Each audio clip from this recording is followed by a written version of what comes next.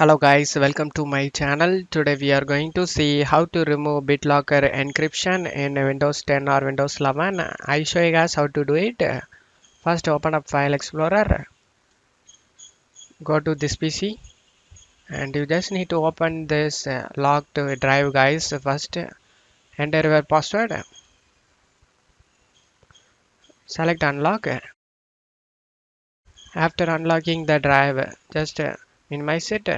Go to search menu and type PowerShell. Right click on the Windows PowerShell and select Run as Administrator and select Yes.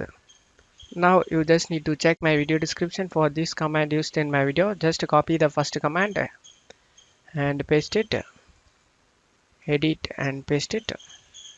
Now you will get all drive details over here. Just in my case I have BitLocker in D drive. As you can see, protection is turned on over here.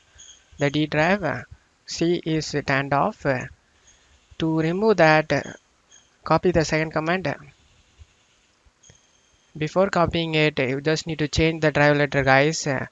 In my case I have BitLocker in D drive, so you just need to enter the drive you have BitLocker. In my case D, change the drive letter over here, caps letter. After changing it, copy the second command and tap the bar, right click, eject and paste it. Press enter. Now the protection is turned off guys, as you can see over here.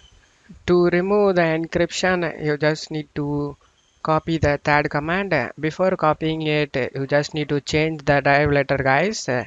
In my case, I have BitLocker in D drive, so change the drive letter and after that copy it and tap the bar, right click, eject and paste it.